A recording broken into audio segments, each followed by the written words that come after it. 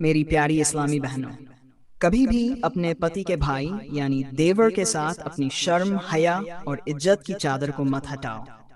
یاد رکھو، اگر تم نے ایسا کیا تو نہ صرف اس دنیا کی عزت اور سکون بلکہ آخرت کی نجات بھی تم سے چھن جائے گی۔ تمہاری عزت مٹی میں مل جائے گی، لوگ تمہارے کردار پر انگلی اٹھائیں گے، گھر کی رونق ختم ہو جائے گی اور زندگی میں بے چینی اور بدقسمتی کا ڈیرا ہوگا۔ ہر نیک اور سمجھدار عورت کا سپنا ہوتا ہے کہ اس کا جیون عزتدار ہو، اس کے اور اس کے شوہر کے بیچ وفاداری کا رشتہ بنا رہے، گھر میں امن اور سکون ہو اور آخرت میں کامیابی حاصل ہو۔ لیکن شیطان ہمیشہ انسان کو گناہ کے راستے پر لبھا کر لے جاتا ہے اور ایسا طریقہ اپناتا ہے کہ برائی بھی اچھے لباس میں دکھنے لگتی ہے۔ یاد رکھو، اللہ کی حدوں کو توڑنا معمولی غلطی نہیں ہوتی۔ رب العالمین کا غضب وہ آگ ہے جو نہ کیول انسان کے اچھے اعمال کو جلا ڈالتی ہے بلکہ اس کی دنیا اور آخرت دونوں کو تباہ کر دیتی ہے۔ تو سوال یہ ہے، وہ کون سی 5 باتیں ہیں جو کسی دیور سے کہنا یا اس کے سامنے ظاہر کرنا عورت کو گناہ کی کھائی میں گرا سکتا ہے؟ ایک بستی میں ایک بہت ہی سندر اور شریف لڑکی رہتی تھی۔ اس کے چہرے پر اتنی معصومیت تھی کہ جو بھی اسے دیکھتا ہی رہ جاتا۔ اس کے ابا ایک نیک اور پرہیزگار مولوی تھے جو ہمیشہ اسے دین، پردے اور حیا کی تعلیم دیتے رہتے۔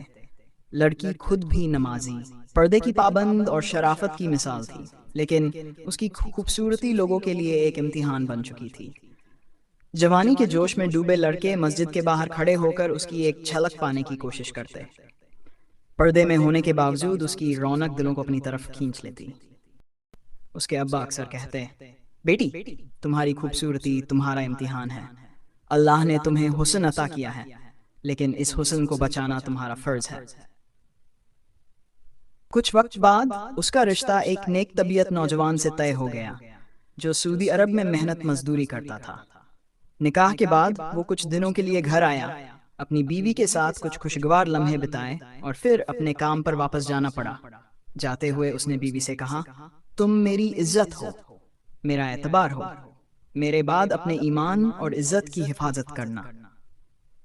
لڑکی نے وعدہ کیا، لیکن جیسے ہی اس کا شوہر چلا گیا، گھر میں دیور موجود تھا، خوبصورت، ہنسمکھ اور جوان۔ اس کی موجودگی نے لڑکی کے دل میں عجیب سے جذبات جگانے شروع کر دیے۔ شیطانی وسوسے اس کے دل میں داخل ہونے لگے۔ وہ ہر بار انہیں نکارنے کی کوشش کرتی، مگر انسانی فطرت، کمزور ایمان اور پردے کی ڈیل اسے دھیرے دھیرے کھینچنے لگے۔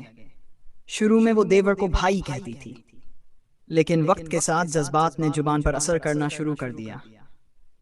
ایک دن اس نے دیور کو نام لے کر بلایا اور پھر وہ لفظ بولے جو دیکھنے میں تو چھوٹے تھے لیکن گناہ کے دلدل کی اور لے جانے والے تھے۔ تم بہت اچھے لگتے ہو، مجھ سے بات کیا کرو۔ یہ باتیں اسے چھوٹی لگیں، مگر اللہ کے نزدیک یہ بہت بڑے گناہ تھے۔ یہ کوئی معصوم سی پسند نہیں تھی، بلکہ شرم اور حیا کی دیوار کو گرانے کی شروعات تھی۔ کاش میرے شوہر کی جگہ تم ہوتے۔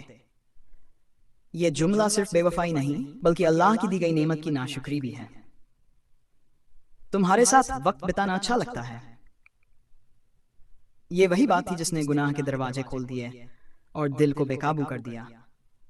تم میرے دل میں ایک خاص جگہ بنا چکے ہو۔ یہ وہ پل تھا جب اس عورت کی نیت اور ذریعہ تباہ ہو چکے تھے۔ پھر ایک رات وہ سو رہی تھی کہ اچانک ایک ڈراونا سانپ اس کی چارپائی پر چڑھ گیا۔ دھیرے دھیرے وہ سانپ اس کی زبان پر ڈسنے لگا۔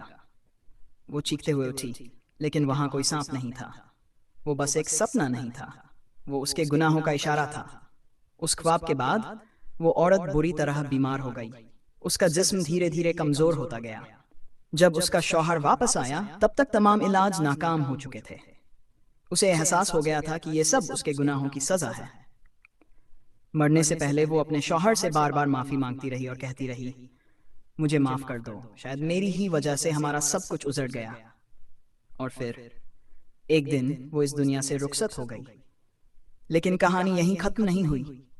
جب اس کا جنازہ قبرستان لے جایا گیا تو وہاں کا منظر بہت ہی عجیب تھا۔ قبر کی مٹی کیڑے مکوڑوں سے بھری ہوئی تھی۔ جب اسے دفنایا جا رہا تھا تو لوگوں نے دیکھا کہ مٹی کے اندر کیڑے اس کی لاش کے چاروں طرف جمع ہو رہے تھے۔ لوگ کانپ گئے اور سمجھ گئے کہ یہ اللہ کا عذاب ہے۔